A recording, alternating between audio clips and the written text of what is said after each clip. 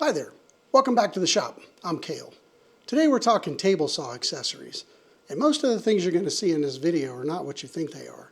Probably because what you're not going to find in this video is any sponsored tool products, any affiliate links, or me trying to sell you something I haven't used before.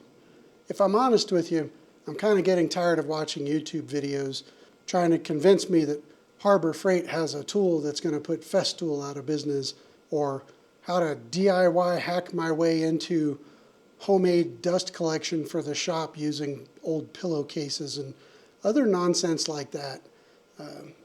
My plan with my YouTube videos is to share useful information that I've learned in my own wood shop with you and only with you. And I don't want tool sponsors, affiliate links, and all of that other gimmicky crap getting in the way of this. So apologies for the rant. Thanks for listening to me. I'm just like you. I spend a lot of time watching YouTube videos, and man, I get tired of all the gimmicky stuff that works.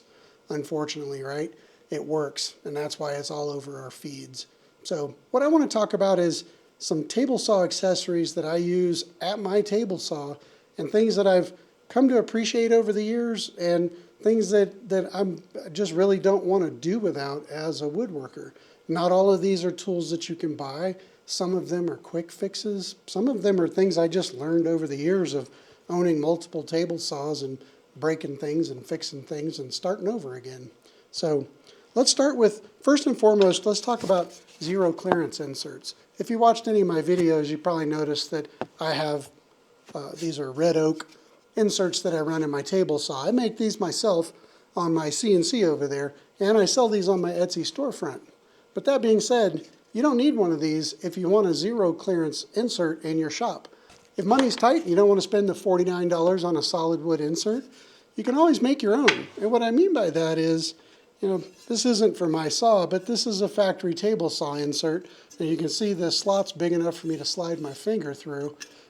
This is going to cause a lot of tear out, and it's just not very good. So how could you fix this? I'll show you how I fix this when I'm in heavy duty production mode. I use blue tape, plain and simple. I use blue tape and a razor blade. So I buy the blue tape in these 6-inch rolls. This can be kind of hard to find. But you could just as easily use the 2-inch wide roll or even 1-inch. The key is to put at least 2 layers of tape on here. This is actually the factory insert that came with my saw. 2 layers of some type of masking tape. This is blue painter's tape. It doesn't have to be blue. Frog tape, if you're into the green stuff, it doesn't matter. 2 layers of tape on here, and then take a sander. I thought I had something here. Take a little bit of sandpaper, and the edge that your wood's going to run into, sooner or later this is going to peel back on you. Take a little sandpaper and just give that a light beveled edge to it. That'll make this last a lot longer than you think it will. Remove your riving knife from your table saw, put your factory insert back in, turn it on, run the blade up. You'll get a nice crispy cut like this, and this will actually last quite a while. Good news is if you buy a whole roll of tape for it, you can make zero clearance inserts anytime you need one. It takes about 3 minutes from start to finish. So first and foremost, zero clearance inserts. Your table saw manufacturer probably sells them. Harvey does. They're not cheap. And you could buy fancy ones like this if you like the hardwood stuff from Etsy, if you're into that sort of thing, or just use blue tape. So that's my first tip, is getting better cuts at the table saw starts with minimizing tear out on whatever wood that you're using, and these zero clearance inserts do help with that very thing. So that's our first thing. Second thing, feather boards. I don't normally use feather boards on my table saw, mostly because I just don't like the way they work. They're finicky, they're funky, they hold for a little while and then they let loose or something cracks and breaks. I used to just make my own out of wood. If you've got a bandsaw or a table saw, you can make a multi-fingered feather board that you could use. But I bought one of these with my table saw, and I didn't use it for a long time because to me it was just a little too gimmicky. But the bottom line is I do like it. I'm not really going to show how it works here, other than to say that it's pretty well infinitely adjustable, and then these rollers are on a cam that just continuously goes in and out. and they only roll one direction. They actually won't roll backwards. If you need them to go the other way, it's pretty easy. Just take these knobs off and flip it over, and voila, they roll the other way. So feather boards, find what works for you. Again, I'm not about selling crap. I wouldn't recommend this one. This one would probably fit any saw. But holding your wood in place while you're cutting at the table saw and getting a good cut with minimal tear out is kind of like step 1 and 2 toward getting good cuts for good projects that turn out the way you want them to. Speaking of which, another one of the things I use around my saw, not all the time, but anytime I get into a bind or I'm doing a close cut, I do like having this micro jig handy. Sometimes these get a little dusty and dirty and they don't bite very well. I wipe them down with a little bit of rubbing alcohol, and that kind of seems to bring back the tackiness to them. It doesn't really matter what you're using, just don't put your fingers anywhere near the blade. And that includes when you're making a little narrow cut like this and you're tempted to use a stick or your finger or something else. That's where something like these come in real handy, because these can pass right next to the blade and hold both the cut piece and the off-cut piece without things flying around. So this is another useful thing that I like having around my table saw. Move this out of the way. I also like to keep dedicated tools like right at my table saw, because these things make a lot of power, and anything that makes a lot of power does a lot of vibrating and moving around, and things come loose. This particular saw, every saw out there, they all have a million little screws and hardware in them. The inserts have screws and hardware in them. So having, this is just a metric ball Allen wrench set, having those handy in a little box by the table saw is helpful. These two Allens happen to fit most of the small hardware on my saw, so I either keep them in this little box or I keep them on a magnet behind me here. And then I like these little super thin, you got to be careful with them because they're easy to bend, super thin rulers. You can buy them at the big box stores for a couple dollars. I really like them when I'm adjusting zero clearance inserts or when I'm setting flush trim router bits over at the router table. These make really good edges, and they'll catch at just the slightest amount of if this is proud at all, this little ruler is going to hit it. So I like having these rulers around. They're pretty handy. Hi there, video editor Cale here. Needed to make another little segment to inject here because this next part of the video is going to talk about measuring arbor runout at your table saw, and I completely failed to explain why in the world you'd want to do that anyway.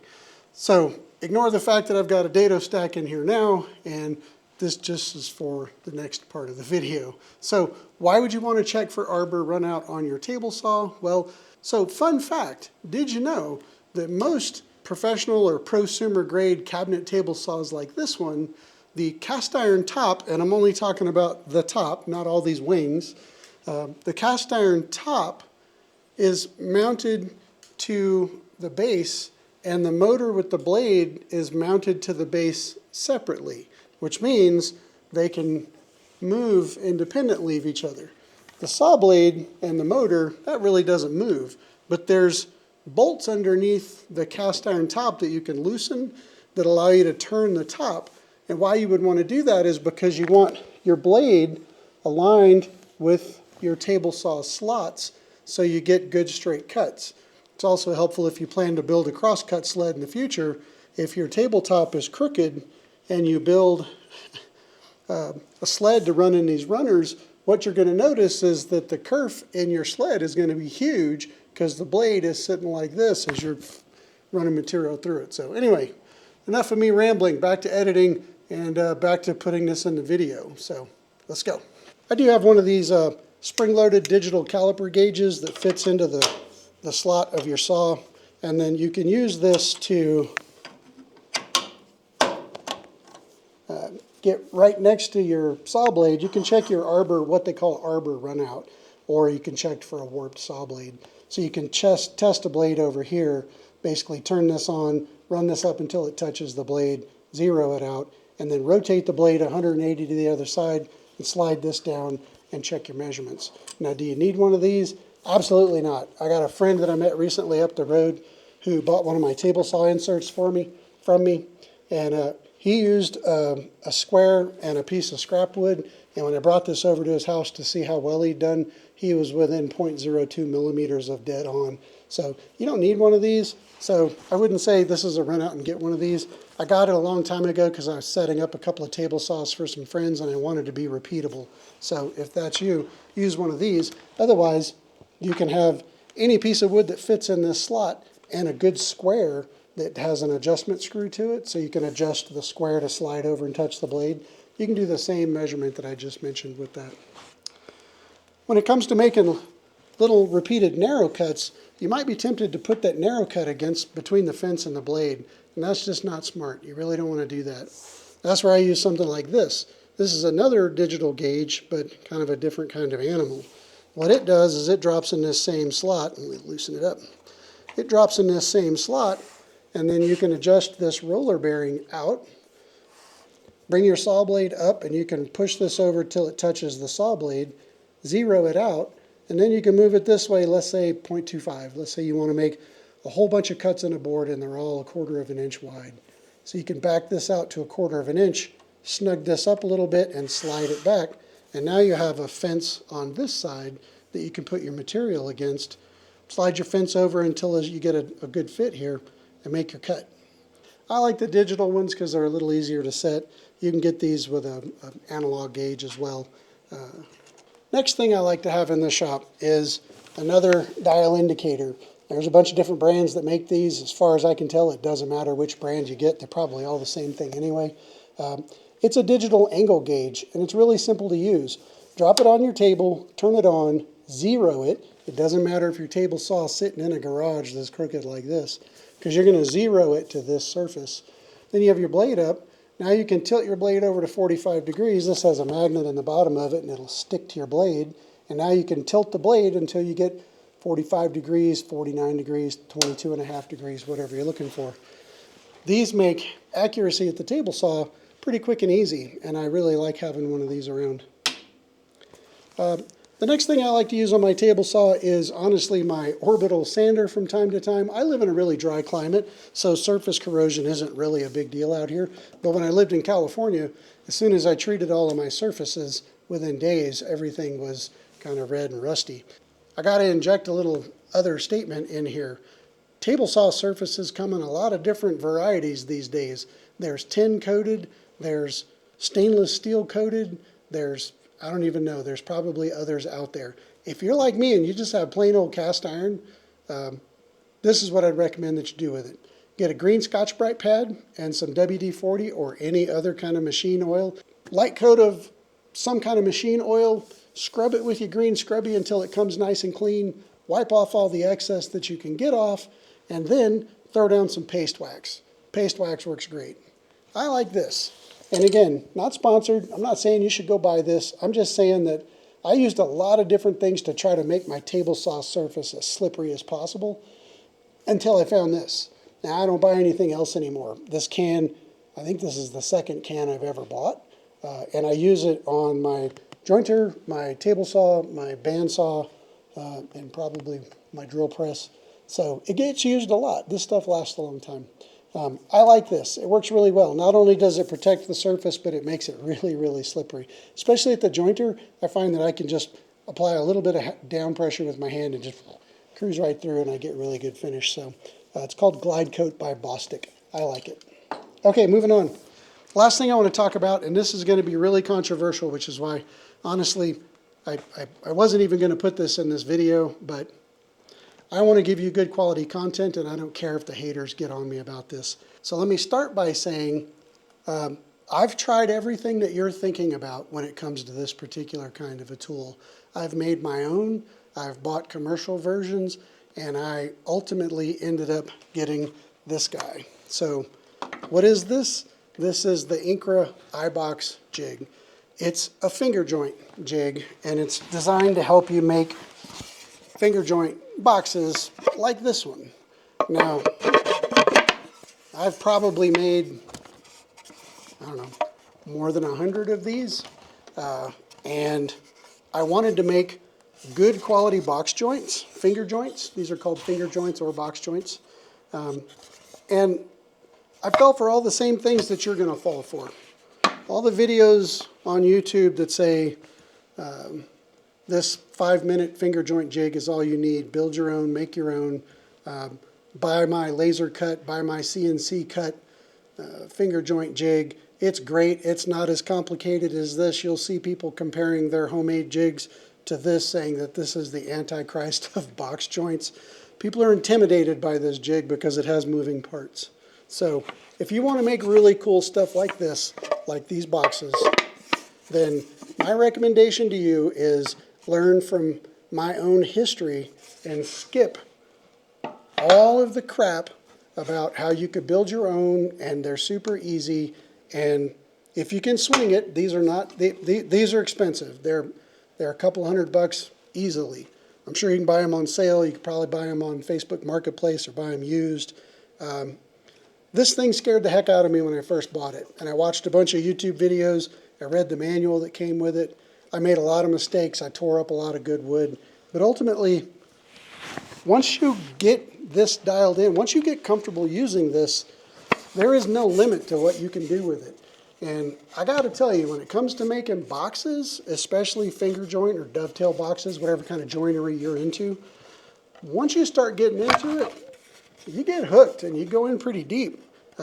These are actually laser engraved pockets that I backfilled with colored resin and then sanded and oiled over with Rubio Monocoat. That's the finish that you see here.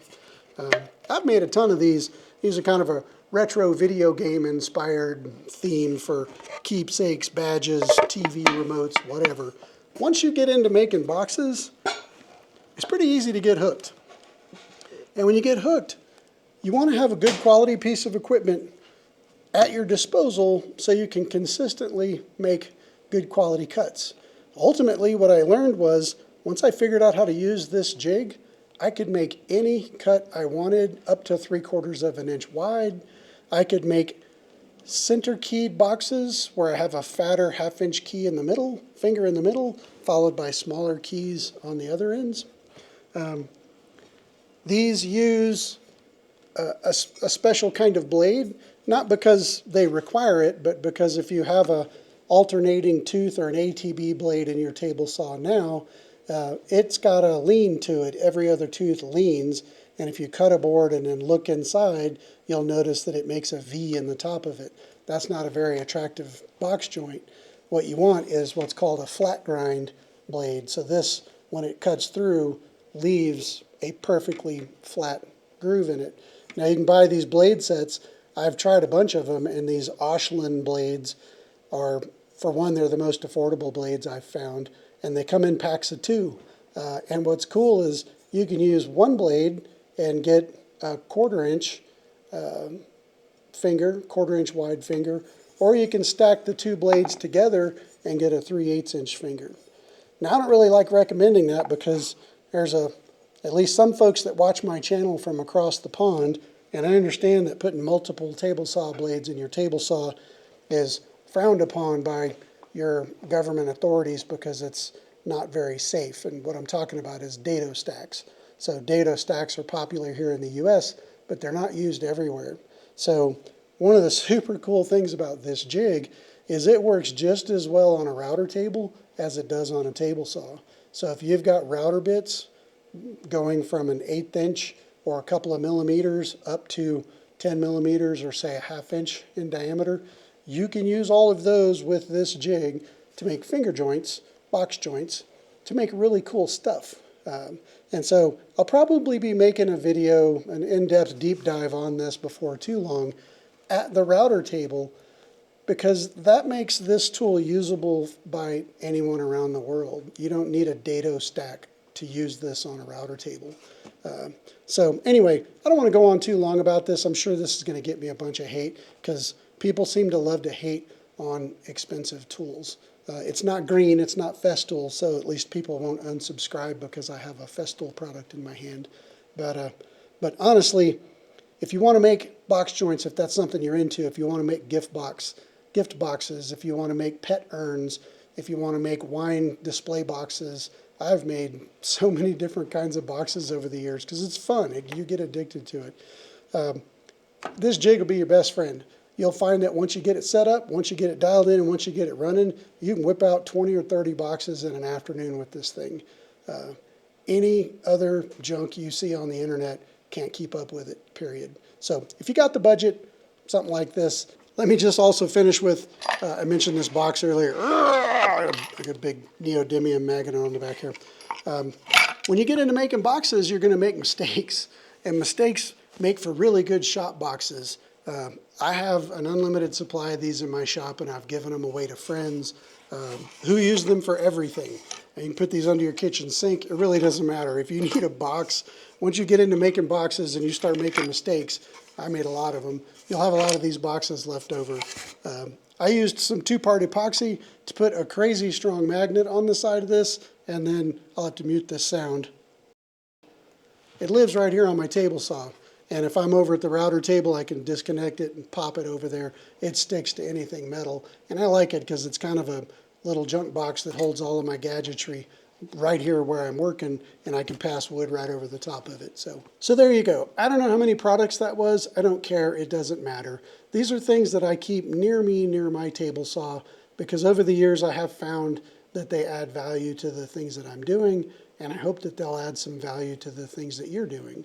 If something that I talked about today doesn't apply to your workflow, just ignore it. I appreciate you if you stuck with me this long. It's always fun making these videos. For me, it's a walk down memory lane. I haven't made boxes in a while, so breaking out this box joint jig really brought back some memories of making boxes with friends and family, and so that's always a good thing. So anyway, that's it for me. Till next time, friends. Peace, love, and sawdust. Now go make something.